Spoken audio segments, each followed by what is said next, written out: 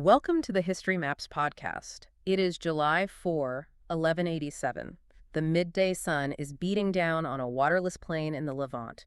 You are wearing 50 pounds of padded armor and chainmail. Your mouth is completely dry. Right, and you have not had a single drop of water in over 24 hours. Exactly. And the enemy has just set the dry scrub brush and grass around your army on fire. You are effectively trapped inside a suffocating, blinding oven, just waiting for the cavalry charge that is going to end your life.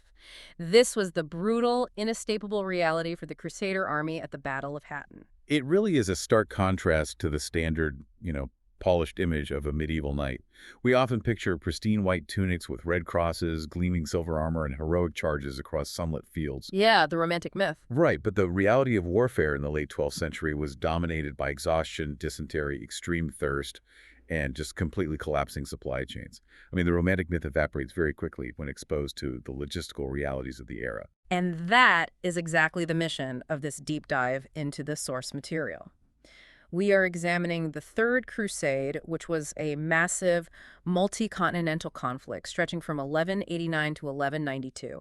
We are going to look past those myths of chivalrous knights and focus on the harsh environmental challenges, the fragile human egos, and the complex military strategies that defined this period. Yeah, we really want to ground this conflict in the human decisions that shaped the geopolitical map of the Mediterranean for centuries. Because it is very easy for you, the listener, to view the Crusades as distant, abstract history, but these were real people making decisions under extreme, agonizing duress. Absolutely. And to understand how the Crusader army ended up suffocating in the smoke at Hattin, we really have to rewind slightly and examine the political collapse of the Kingdom of Jerusalem. Right. The instability leading up to 1187 was severe, and it was primarily dictated by the deteriorating health of its king, Baldwin IV.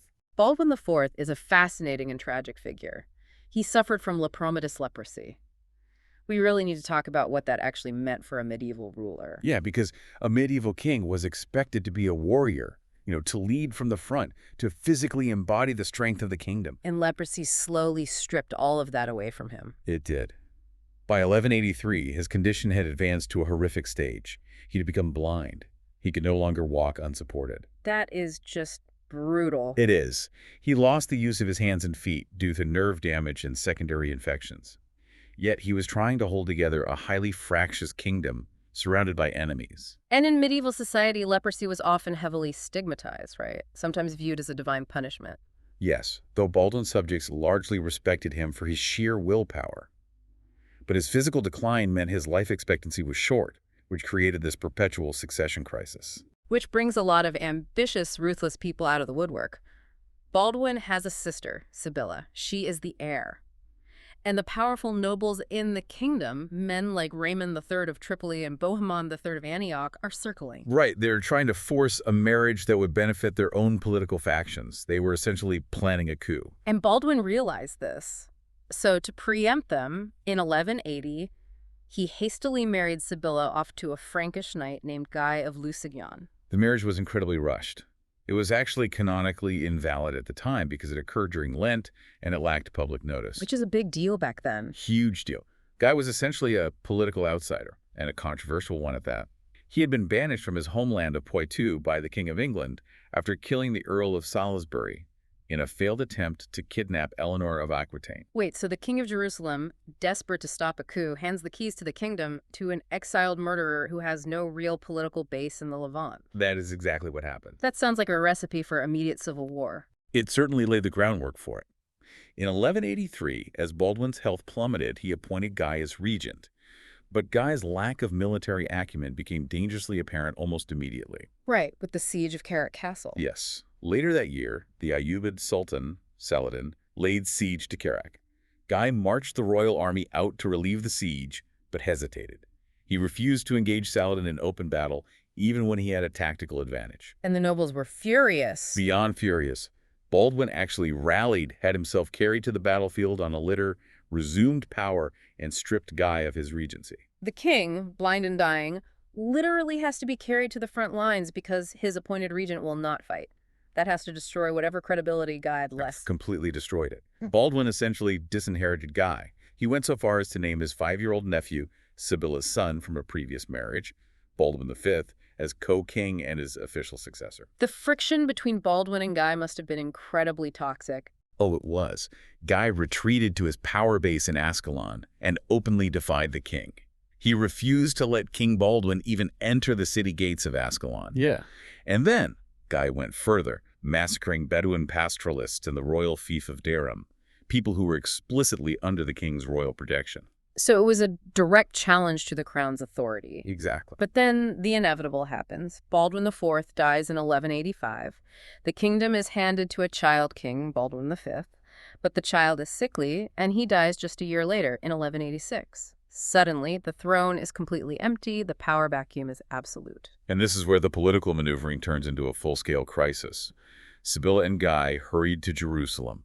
There was fierce opposition from the established nobility who had sworn a public oath to wait for the monarchs of Europe, like the Pope, the Holy Roman Emperor, the kings of England and France, to formally adjudicate the succession. But Sibylla preempted them. She was acclaimed queen by her supporters in Jerusalem. She did. She does make a rather clever political maneuver here, though. She tells her opponents she will agree to annul her marriage to the deeply unpopular Guy, but only on the condition that she gets to choose her next husband entirely freely. It was a brilliant piece of political theater. The nobles agreed, thinking she would choose one of their own, perhaps someone like Balian of Ibelin. Right. But the moment she was crowned queen and consecrated, she shocked the entire court. She announced that the man she chose as her husband and king was none other than Guy of Lusignan. She took the crown and placed it on his head herself. So now Guy is king. He is deeply resented by half his nobility. He has a proven track record of military incompetence, and he is sitting on a throne surrounded by a unified Muslim empire. And this leads us directly to the disaster at Hattin. Yes. Saladin gathers a massive army and crosses the Jordan River in the summer of 1187. And the Crusader response reveals just how fractured they were. Raymond III of Tripoli, who had been heavily sidelined by Guy, had actually gone so far as to make a temporary truce with Saladin. He did. He allowed Muslim scouting troops to pass through his lands in Galilee, which inadvertently led to a skirmish at the Springs of Cresson, where a small force of Knights Templar and Hospitaller were slaughtered. And Raymond was horrified by that. He was. He immediately reconciled with Guy, bringing his forces to join the main Crusader army mustering at Sephoria. Saladin then lays siege to the city of Tiberias. And it is important to note, Tiberias belongs to Raymond. Raymond's own wife is trapped inside the citadel. And yet, in the War Council, Raymond gives advice that seems completely counterintuitive. He advised King Guy to do absolutely nothing. Which sounds crazy. His wife is trapped there. I know, but Raymond argued that Sephoria was a highly defensible position with abundant water and pasture for the horses. He knew that Saladin's massive army could not sit in the scorching summer heat indefinitely without their own supply issues. So as a strategy of strategic patience. Exactly. He told Guy that Saladin would eventually have to retreat, and they could just retake Tiberias later. But Guy doesn't listen. He is surrounded by men like Gerard de Rightfort, the Grand Master of the Templars, and Reynold of Chatillon, who despise Raymond. They accuse Raymond of cowardice, of being a traitor. They pressure Guy into marching the entire army out of their safe, watered camp to relieve Tiberias. And Guy caved to the political pressure. He did. He ordered the army to march on July 3. It was a fatal miscalculation. They were marching across an arid, rocky plateau in the height of summer. And Saladin did not wait for them at Tiberias. No. He moved his army to intercept them, cutting off their line of march and continuously harassing their columns with light cavalry archers. Which brings us back to that suffocating oven from the beginning. The Crusaders realize they cannot reach Tiberias. They divert toward a small spring at the village of Mascana, near a double-peaked hill called the Horns of Hattin. But when they get there, the well is dry. Or at least it cannot support an army of 20,000 men and thousands of horses. So Saladin's forces completely encircled them overnight? Yes. The Crusader army was exhausted, parched, and surrounded. The next morning, July 4, Saladin ordered his troops to set fire to the dry brush upwind of the Crusader camp. The smoke blew directly into the Crusaders' faces. They were choking, blinded, and dying of thirst, while Muslim archers rained arrows down on them out of the smoke. It is hard to overstate the magnitude of this error. Guy of Lusignan takes an intact, fully provisioned army sitting in an impregnable fortress and marches them directly into the desert to die, entirely because he was afraid his nobles would call him a coward. It is a catastrophic failure of leadership. The Crusader army was annihilated. The infantry broke and fled up the horns of Hattin, only to be slaughtered or captured. And the heavy cavalry. They made a few desperate charges, but they were cut down.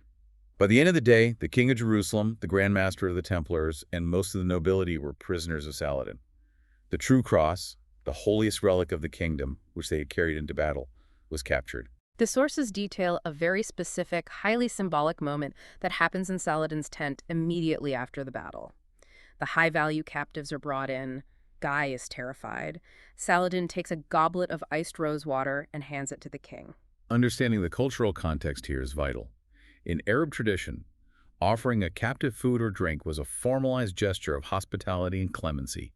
It meant your life was safe. Guy drank deeply, but then, perhaps out of habit or solidarity, he handed the goblet to Reynold of Châtillon, who was standing next to him. And Saladin stops this immediately. He makes a point to tell his translator to inform the king that Saladin did not offer the drink to Reynold. Because Saladin had a deep personal hatred for Reynold. Exactly. Reynold had spent years breaking truces, attacking trade caravans, and had even launched a pirate fleet into the Red Sea to raid the ports of Mecca and Medina, threatening the holiest sites in Islam. So Saladin viewed him not as a legitimate enemy combatant, but as a treacherous brigand. Yes. Saladin offered Reynold the choice to convert to Islam. When Reynold refused, Saladin personally drew his sword and struck him, and his guards immediately beheaded him. He then turns to King Guy, who is likely assuming he's next, and says, "A king does not kill a king. It is a calculated display of absolute power and specific, targeted vengeance." With the Crusader field army destroyed at Hattin, the kingdom of Jerusalem was completely defenseless. Saladin swept through the coastal cities, and by late September, he laid siege to Jerusalem itself. And the city, defended mostly by refugees and a handful of knights under Balian of Ibelin, surrendered on October 2, 1187. Right. The news of the fall of Jerusalem travels across the Mediterranean, and when it hits Europe, it does not just cause sadness, it triggers a massive theological and societal panic. To the medieval European mind, the loss of Jerusalem was not just a military defeat, it was a cosmic catastrophe.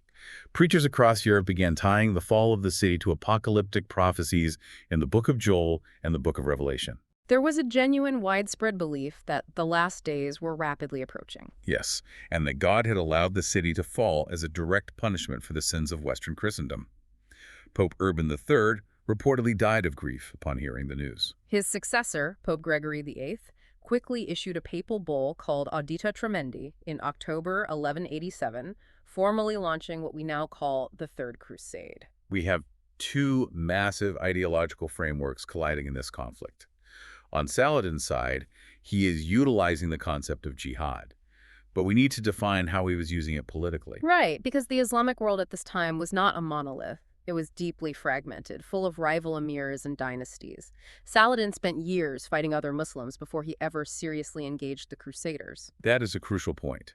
Saladin used the concept of jihad, in this context, armed struggle against the enemies of Islam, as the binding agent to hold a very fragile coalition together. He framed the expulsion of the Franks from Jerusalem as a collective religious duty to defend the Ummah, the global Muslim community. It was the only way he could convince rival warlords from Egypt, Syria, and Mesopotamia to combine their forces under his sole command. And on the Christian side, the papacy is deploying its own ultimate motivational tool.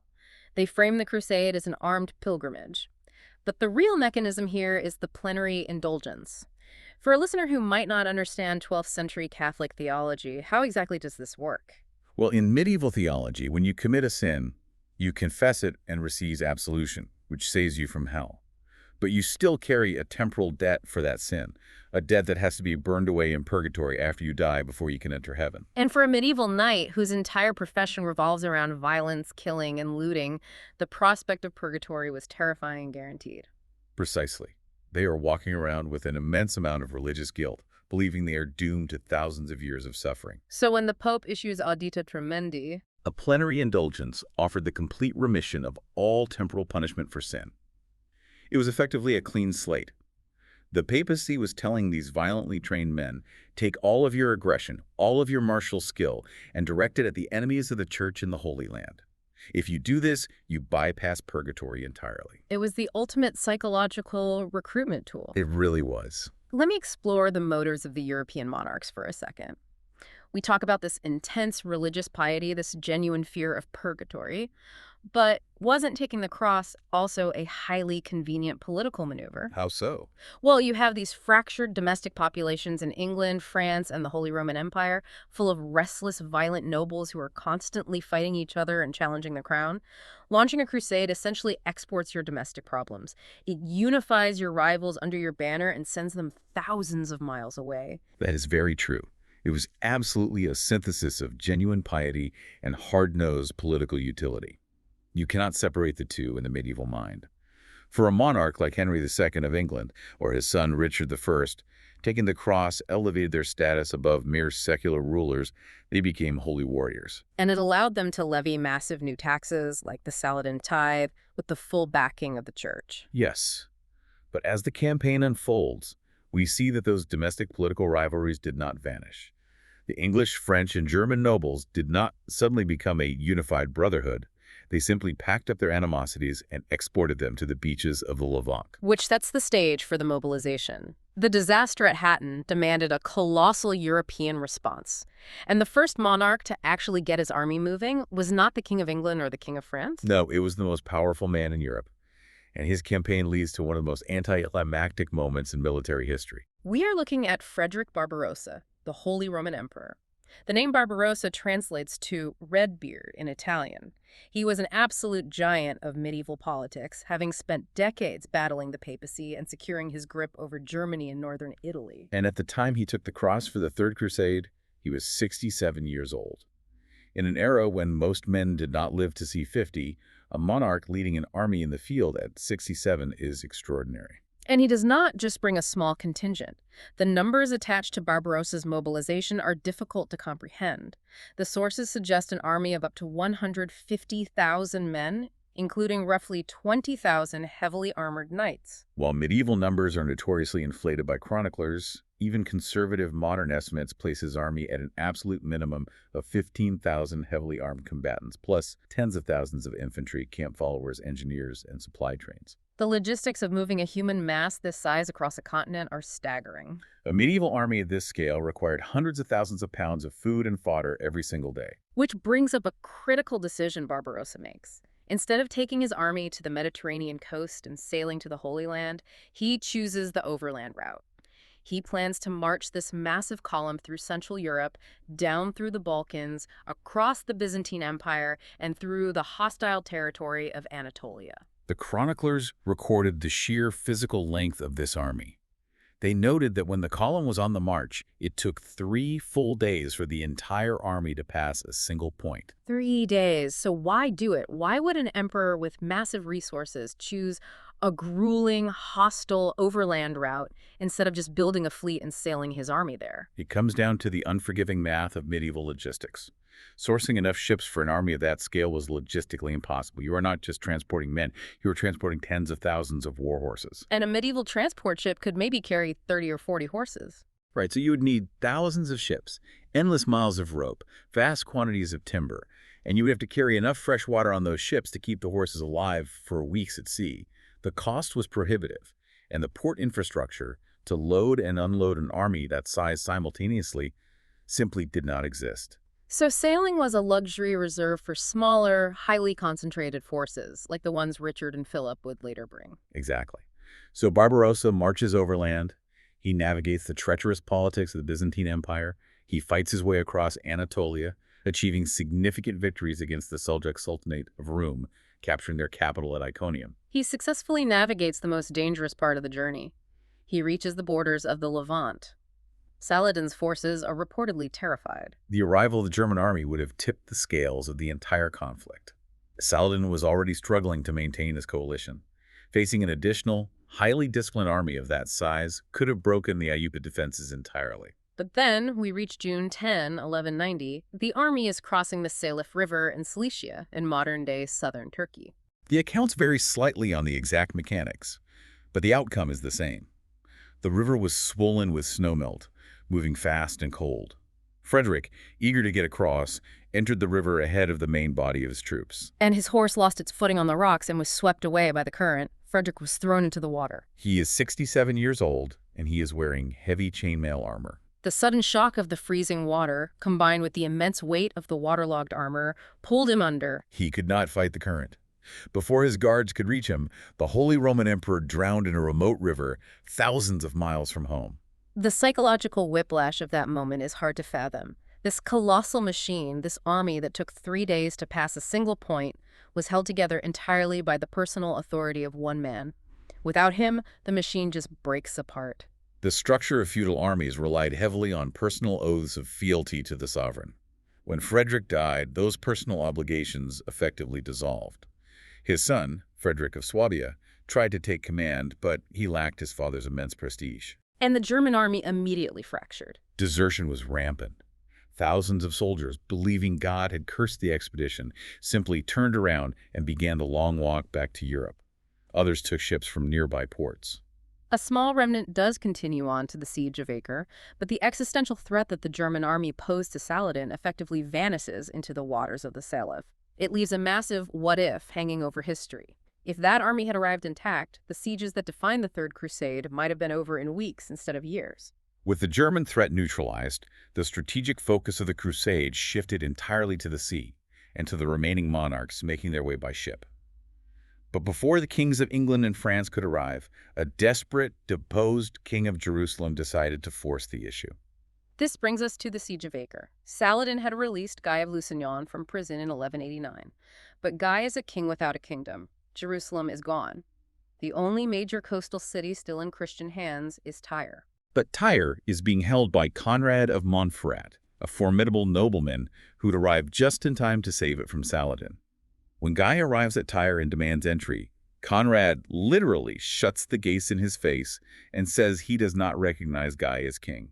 Guy was politically marginalized and desperate to prove his relevance. So in August 1189, he made an incredibly audacious, almost suicidal military gamble. He gathered what few forces he had, roughly 7,000 infantry and 400 knights, and marched south to lay siege to the city of Acre. Acre is not just some small town. It is a massive, highly fortified port city sitting on a peninsula.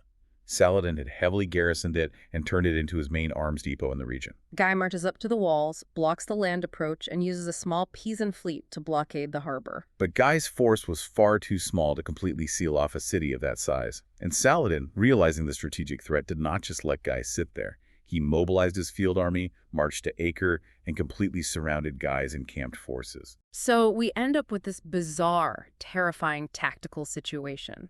It is a double siege. You have the Muslim garrison inside the walls of Acre. Outside the walls, you have Guy's Crusader army digging trenches and building siege engines, trying to break into the city. But behind the Crusaders, Saladin's massive army is digging their own trenches, besieging the besiegers. The Crusaders were trapped in the middle. They could not retreat, and they could not break through. It became a grueling war of attrition. They were living in a muddy, disease-ridden trench system for months on end. The conditions in that camp during the winter of 1190 must have been catastrophic. The sea gets too rough for supply ships to land safely, so the Crusaders are completely cut off from food. The famine was so severe that knights were documented eating their own war horses, which is the ultimate sign of desperation for cavalrymen. They ate dogs, cats, and even resorted to boiling old leather to chew on. Disease ran completely unchecked through the densely packed, unsanitary camp. Scurvy and dysentery killed thousands. And it is during this horrific epidemic in the camp that Queen Sibylla and her young daughters contract an illness and die. Which instantly detonates a constitutional crisis right in the middle of the siege. Remember, Guy of Lusignan derived his entire royal legitimacy through his marriage to Sibylla. With her dead, his legal claim to the throne of Jerusalem evaporated. The crown legally passes to Sibylla's half-sister Isabella, and the nobles, who have always hated Guy, immediately seize the opportunity. They forcibly divorce Isabella from her current husband and marry her off to Conrad of Montferrat, the same man holding Tyre. So now Conrad claims he's the rightful king of Jerusalem. But Guy categorically refuses to step down. He insists he is still the king. So you have a starving, dying army trapped between two hostile Muslim forces while their leaders are actively trying to usurp each other. The crusade was on the verge of total collapse. But the siege holds out long enough for the situation to completely change. In the spring and summer of 1191, the major European monarchs finally arrive. Philip II of France arrives in April, and Richard I of England, Richard the Lionheart, arrives in June. And they do not come alone. They bring massive fleets, vast amounts of silver to pay troops, tons of supplies, and fresh, heavily armed soldiers. The arrival of Richard and Philip fundamentally altered the geometry of the siege. They brought advanced siege technology. Richard's engineers constructed massive counterweight and traction trebuchets. The sources mention a specific terrifying machine Richard built, famously named Sapientia, or Wisdom. These were not small catapults. These were massive timber structures capable of hurling massive stone balls relentlessly against the city walls, operating day and night. The psychological impact of constant heavy bombardment on the garrison inside Acre was devastating. Furthermore, Richard and Philip brought enough naval assets to finally seal the harbor tight. They established a total naval blockade. Nothing could get in or out. They trapped Saladin's Egyptian fleet and completely severed the garrison's supply lines. Saladin launched repeated, desperate attacks against the Crusader trench lines from the outside, trying to distract the besiegers and relieve the pressure on the city, but the reinforced Crusaders held their ground. Between the relentless bombardment collapsing the walls and the absolute famine inside the city, the garrison could not hold out. On July 12, 1191, after nearly 2 years of brutal warfare, the city of Acre formally surrendered. It is a massive victory, but the coalition begins to fracture almost the second the flags go up over the city. Just weeks later, on July 31, King Philip of France announces he is leaving. He packs up his personal retinue and sails back to Europe. Philip cited illness. He had contracted something similar to scurvy and was losing his hair and fingernails. But the primary driver was political calculation. Yes, the Count of Flanders, a major vassal in France, had died in the Crusader camp at Acre. Philip needed to return to France immediately to settle the inheritance and secure those vital territories for the French crown. This leaves Richard solely in command of the crusade. On one hand, it simplifies the command structure, but politically it leaves Richard incredibly exposed. He knows that his greatest rival, the King of France, is heading back to Europe where Richard's own lands are largely unguarded. It put immense pressure on Richard to conclude the campaign quickly and return home. He could not afford a multi-year campaign of attrition. He needed to secure the coast, march on Jerusalem, and get back to Europe before Philip dismantled his empire. Which brings us to a very dark, heavily debated moment in the campaign. The terms of Acre's surrender were clear. The garrison's lives would be spared in exchange for Saladin paying a massive ransom in gold, returning the True Cross, and releasing thousands of Christian prisoners he held. Saladin was given a deadline to make the first payment. The deadline arrived in August, and Saladin delayed. He asked for more time, likely trying to verify that the Christian prisoners would actually be released, or perhaps utilizing a common negotiating tactic to stall the Crusader advance while he rebuilt his forces. Regardless, Richard did not tolerate the delay. On August 20, 1191, he ordered roughly 2,700 Muslim prisoners, the garrison of Acre, marched out of the city gates. He had them march to a hill called Ayadi, right in full view of Saladin's forward camps. And there, Richard ordered his men to execute all of them. The massacre took hours. It is one of the most stark and brutal events of the Crusade. The Muslim chroniclers view it as an act of horrific barbarity. The Christian chroniclers attempt to justify it by claiming Saladin had already executed Christian prisoners, or that Saladin's delays were proof of bad faith. We have to look at the cold, mechanical logic of this decision. Richard is preparing to march a massive army hundreds of miles south down the coast. How do you feed an extra 2,700 hostile prisoners while you are marching? You cannot. The logistics of the impending march were already strained. Richard could not feed them, and he certainly could not spare the hundreds of armed men it would take to guard them on a march. Alternatively, he could not leave them inside Acre. If he left a garrison large enough to guard nearly 3,000 prisoners, it would severely deplete the strength of his field army. So the execution is a brutal solution to a logistical nightmare. But it also functions as psychological warfare. Undoubtedly. Richard was sending a very clear, very bloody message to Saladin. I am not governed by patience. If you violate a treaty, there will be no negotiation, only absolute destruction. It removed the logistical burden and horrified his enemy in one stroke. With Acre secure and the prisoners dealt with, Richard turns his attention south. To have any hope of taking Jerusalem, he first needs to secure the port city of Jaffa, which requires marching his entire army down the Mediterranean coast. And the way Richard manages this march is widely considered a masterclass in medieval military discipline. Richard began the march south in late August. He knew Saladin's army was intact, highly mobile, and waiting for an opportunity to strike. So Richard engineered his line of march with meticulous, paranoid precision. He kept his army tight against the coastline, with the Mediterranean Sea on their right. This solves the supply issue. Instead of relying on vulnerable overland baggage trains, Richard has his naval fleet sail parallel to the army. The ships can drop supplies directly onto the beaches, providing a constant flow of food and water. While the sea protected their right flank, their left flank was entirely exposed to the inland hills, and Saladin's army was shadowing them, marching parallel just a few miles inland, constantly harassing the Crusader column. It is a grueling, agonizing march. The Crusaders are walking in the late summer heat wearing heavy layers of padded cloth and chainmail, and Saladin's light cavalry archers are constantly riding down from the hills, firing volleys of arrows into the column and retreating before they can be engaged. Saladin's goal was not to destroy the army with arrows. His goal was to provoke them. He wanted the heavy cavalry, the Crusader knights, to lose their discipline, get angry, and charge out of the formation to chase the archers. Because if they did that, the heavy cavalry would lose their momentum in the sandy terrain, Saladin's forces would surround them and defeat the army piece by piece, just like at Hattin. To prevent this, Richard orders a highly specific, layered defensive formation.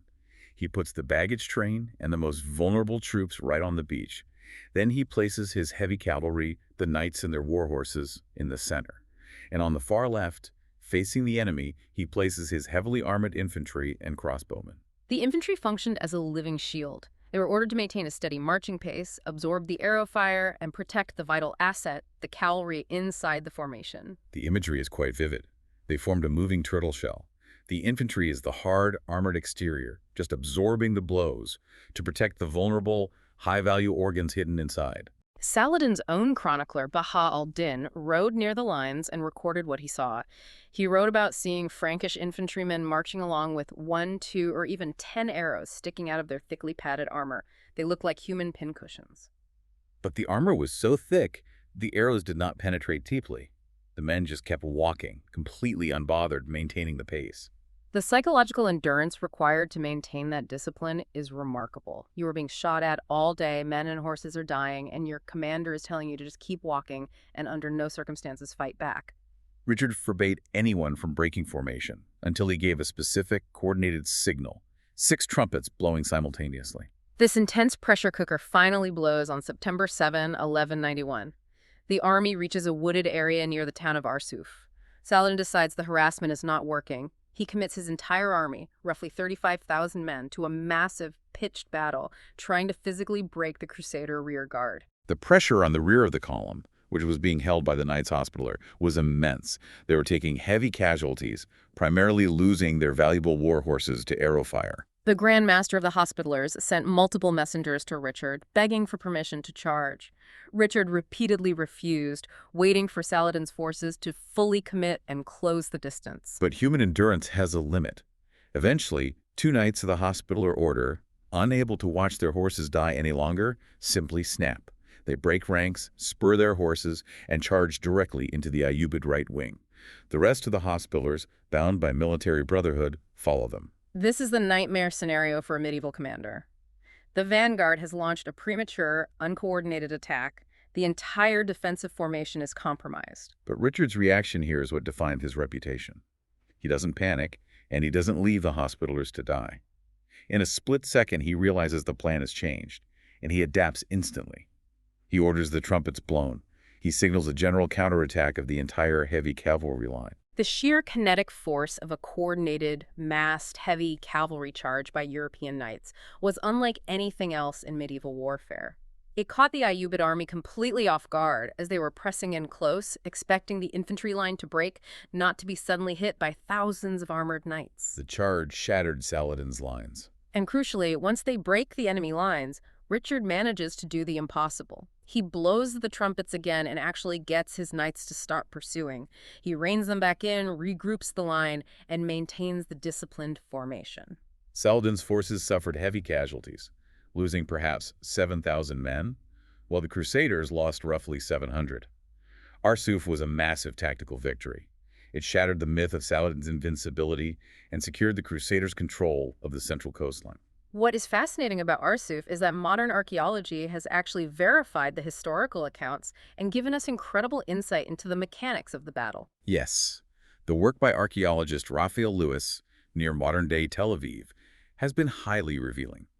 Through extensive metal detector surveys, they located the likely center of the battlefield. And the physical evidence they pulled from the dirt perfectly aligns with the tactics we just discussed. They found numerous iron horse harness fittings and very specific violin key horseshoe nails, which were typical of 12th century European manufacturing, pinpointing the location of the cavalry action. But the most revealing artifacts are the arrowheads. They found two completely distinct types of arrowheads scattered across the site. One is a heavy, narrow, bodkin-style arrowhead. This makes perfect sense. It is an armor-piercing design meant to punch through the thick, padded gambesons and chainmail of the Crusader infantry. But the second type of arrowhead tells a much more brutal story about Saladin's tactics. It is a flat, broad, disc-like arrowhead. It has no penetrating power. If you shoot it at a man in chainmail, it will just bounce off. So why are there hundreds of them on the battlefield? Because they were not aiming for the men. They were aiming for the horses. The military logic of the disc-like arrowhead is that it is designed to cause superficial, highly painful lacerations. When that arrowhead strikes a horse, it doesn't sink deep enough to kill it immediately, but it causes immense pain. The horse panics, rears up, and throws a heavily armored knight off its back. A knight on the ground, weighed down by armor in the sand, is highly vulnerable and out of the fight. It perfectly illustrates Saladin's goal of disabling the Crusaders' mobility. Let's analyze Richard's command at Arsuf. If the Hospitallers had not broken ranks early, if Richard had been able to time the charge perfectly as he intended, he might have enveloped Saladin's army and achieved an even more crushing victory. Doesn't the fact that his own vanguard ignored his direct orders indicate a fundamental weakness in his leadership? Rather than personal weakness, it highlights the inherent limitations of feudal command structures. A medieval king was not a modern general with absolute authority over a standardized military. The military orders, like the Hospitallers and Templars, were quasi-independent organizations that answered directly to the Pope, not the king. They operated with their own commanders and a degree of autonomy. The fact that Richard was able to instantly process the failure of his primary plan, pivot his entire strategy, support a premature charge, turn it into a decisive victory, and then successfully rein his highly aggressive knights back in, that is the hallmark of exceptional dynamic leadership. So, Arsuf proves the Crusaders can defeat Saladin in open battle. It gives them control of Jaffa, a crucial port city just a few days' march from Jerusalem. The ultimate prize, the entire theological and political justification for this massive mobilization, is now within reach. And this is where the cold reality of military logistics violently collides with religious zeal. Richard fortified Jaffa as a forward operating base. He then led the army on two separate marches inland toward Jerusalem, one in the late winter of 1191 and another in the spring of 1192. On both occasions, the Crusader army slogged through terrible weather, mud, and continuous skirmishing, and managed to advance to Beit Nuba, which is roughly 12 miles from the walls of Jerusalem. 12 miles. If you climb a hill on a clear day, you can literally see the objective. The rank-and-file soldiers must have been euphoric. These men have traveled thousands of miles, survived scurvy, starvation, the siege of Acre, and the march to Arsuf, purely for this singular religious objective. And yet, both times they get within striking distance, Richard halts the army, holds a council, and orders a retreat back to the coast. The psychological devastation among the common soldiers and many of the knights was profound. There are accounts of French knights openly weeping in frustration and widespread threats of mutiny. But Richard was operating on harsh, unyielding strategic calculus. He forms a council of local experts, Templars, Hospitallers, and native nobles, and asks them a very simple logistical question. If we besiege this city, what happens? The answer was grim. To besiege Jerusalem, especially in winter conditions, meant camping in the Judean hills. Richard realized his supply lines stretched back to Jaffa would be dangerously thin. Saladin's forces were highly active in the hills and could easily sever that supply line, trapping the Crusaders outside the walls without food. But there is an even bigger, more existential problem. Let's say they succeed. Let's say Richard breaches the walls and takes Jerusalem. It is the classic scenario of the dog catching the car. Once you have it, you have no idea what to do with it. Precisely. Richard knew his army was entirely composed of expeditionary forces. They were there to fulfill a religious vow. Once Jerusalem was taken and the vows fulfilled, the vast majority of those European knights and soldiers were going to pack up and sail back to France and England. Richard would be left trying to defend an isolated inland city surrounded by a hostile Muslim empire with only a fraction of his army remaining. He knew they simply did not have the manpower to hold the city indefinitely. Looking at it objectively, does this make Richard a failure for turning back? Or is he simply the only leader grounded enough to recognize that religious fervor doesn't magically solve supply chain issues? It demonstrates a very deep, mature pragmatism.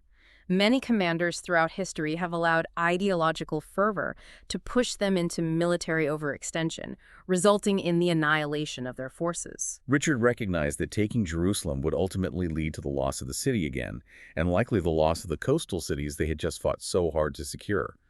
He chose to secure the survival of the Christian presence on the coast, rather than risk everything for a symbolic, unsustainable victory. And Richard's tactical genius is proven again very shortly after this retreat. While Richard is up north in Acre, dealing with political squabbles, Saladin sees an opportunity. In July 1192, Saladin launches a massive sudden counterattack on Jaffa. His troops breach the city walls, slaughter many of the inhabitants, and trap the remaining Crusader garrison inside the citadel. Word reaches Richard in Acre. He knows if Jaffa falls completely, his hold on the south is broken. He throws a tiny force, roughly 50 knights, and a few hundred infantry and crossbowmen onto a few galleys and sails south immediately. He arrives by sea in early August. He sees Muslim banners on the walls and realizes the city is falling. He doesn't wait to organize a formal landing. Richard literally wades into the surf in his armor, swinging a broadsword, leading an amphibious assault directly onto the beach. The sheer audacity of the counterattack completely stunned the Ayyubid forces looting the city. Richard and his tiny force managed to drive Saladin's much larger army out of Jaffa. But Saladin quickly regrouped and launched a massive cavalry assault a few days later to retake the city. This becomes the Battle of Jaffa, and the tactical deployment here is notable. Richard has almost no horses. He is facing thousands of cavalry, so he creates a static defensive formation. He ordered his knights to dismount. He stormed a shield wall, using the infantry's heavy kite shields, creating a solid barrier. Then he integrated his crossbowmen into the formation in two-man teams. The mechanics of the crossbow here are vital. A medieval crossbow has substantial penetrating power, easily punching through armor. But it takes a long time to reload. You have to put your foot in a stirrup and crank the string back. Exactly. So Richard pairs them up. While one man steps forward to fire over the shield wall, the second man is behind cover, spanning and loading the next weapon. They hand the weapons back and forth, creating a continuous, rapid rate of armor-piercing fire. Saladin's cavalry charged repeatedly, but they were decimated by the continuous volley of crossbow bolts and could not break the shield wall. Richard held the city against overwhelming odds. It secures Jaffa, but it also brings a stark realization to both camps. They've reached an absolute stalemate. Both sides are thoroughly exhausted. Richard is sick, he is running out of money, and he is receiving urgent messages that his brother John and King Philip of France are actively plotting to seize his lands back in Europe. He has to leave. And Saladin is not in a position to push his advantage. His emirs are tired of fighting. His empire's treasury is heavily depleted from years of continuous mobilization. The strain of keeping the coalition together was threatening to fracture the Ayyubid state entirely. It was time for diplomacy. This exhaustion leads to the Treaty of Jaffa, which is formally finalized on September 2, 1192. The terms are a fascinating compromise. They agree to a 3-year truce. The Christians get to keep the coastal strip they conquered, stretching from Tyre in the north down to Jaffa in the south. The city of Ascalon, further south, which Richard had spent months rebuilding, was a major sticking point. It threatened Egypt. The compromise was that the fortifications of Ascalon would be completely demolished by both sides, and the city returned to Saladin, neutralizing its strategic value. And the most contentious issue, Jerusalem. The city remains under Islamic political control, but a crucial stipulation is added. Saladin guarantees that unarmed Christian pilgrims and merchants will have safe, unhindered access to visit Jerusalem and pray at the holy sites, specifically the Church of the Holy Sepulchre. It is a striking diplomatic conclusion. What is deeply notable about this entire process is that Richard I and Saladin, two of the most famous adversaries in all of military history, never actually met face to face. They exchanged letters, they sent lavish gifts. Saladin famously sent Richard fresh fruit and snow from the mountains when Richard was sick, but the actual negotiations were conducted entirely by envoys, primarily Saladin's highly capable brother, Al-Adil. Following the treaty, the major players dispersed very quickly. Richard sails away from the Holy Land in October 1192. Saladin, exhausted by years of campaigning, dies of a fever in Damascus just a few months later, in March 1193. And Guy of Lusignan, having definitively lost the kingdom of Jerusalem, purchases the island of Cyprus from Richard and sets up a new dynasty there. The historiography surrounding the Third Crusade is a subject of massive ongoing debate. How do we evaluate its success? If you judge it strictly by the original papal bull, Audita Tremendi, which called for the recapture of Jerusalem, it was a failure. They didn't take the city. But many historians argue it was actually a massive strategic success. By conquering that coastal strip, Richard ensured the survival of the Latin East for another entire century. Those coastal cities, Acre, Tyre, Jaffa, provided vibrant, highly lucrative commercial lifelines connecting the Levant directly to the trade networks of Europe. Furthermore, the acquisition of Cyprus cannot be understated. By establishing a Christian kingdom on Cyprus, they created a vital strategic, naval, and agricultural buffer in the eastern Mediterranean that supported Christian forces and trade for centuries to come. I want to examine the traditional narrative surrounding Saladin. Popular history often paints Saladin as the ultimate victor of this era, the man who defeated the Crusaders and took back the Holy City. But looking at the end of the Third Crusade, doesn't his performance look like a strategic failure? It is a highly compelling perspective. At the start of the Crusades, Saladin had overwhelming numerical superiority and held all the momentum after Hattin. Yet he completely failed to dislodge the Crusaders from the coast once the European armies arrived. His inability to defeat Richard at Arsuf or Jaffa exposed the military limitations of his coalition when faced with a well-led, disciplined, technologically advanced European army. And the political structure he built didn't last. The empire he held together largely through the sheer force of his own personality, and the unifying call of jihad fractured almost immediately upon his death. His heirs plunged into civil war over the territory. So while he kept Jerusalem, the Ayyubid state was severely weakened by the prolonged strain of fighting the Third Crusade. This deep dive reveals that the Third Crusade was far more than a simple clash of grand religious ideologies. It was a complex, grueling conflict defined by the absolute limits of medieval logistics, the unpredictable nature of weather, the vulnerability of supply lines, and the fragile egos of the men commanding these armies. The pristine armor of the myth was very quickly covered in the mud, blood, and disease of reality. We have to view these historical figures not as one-dimensional heroes or villains, but as deeply pragmatic operators trying to solve impossible logistical problems while managing the volatile politics of their eras. Understanding the mechanics of how they fought, why they marched, and why they ultimately compromised, gives us a much more profound understanding of how this period shaped the future of the Mediterranean world. Which leaves us with a final lingering thought for you to consider. Look at the conclusion of this immense conflict, the Treaty of Jaffa. After years of brutal warfare, immense financial drain, and massive loss of life, the two sides arrived at a deeply pragmatic compromise. They established a system where a highly contested holy city remained under the political and military control of one faction, while guaranteeing safe, unhindered access for the worshippers of another faith. In a modern world that is still grappling with deeply entrenched territorial and religious conflicts, could the hard-nosed pragmatism of a 12th century truce, negotiated by exhausted warlords, offer a blueprint for conflict resolution today? It is certainly a concept that history demands we continue to explore. Thank you for listening. History Maps. Learn history visually.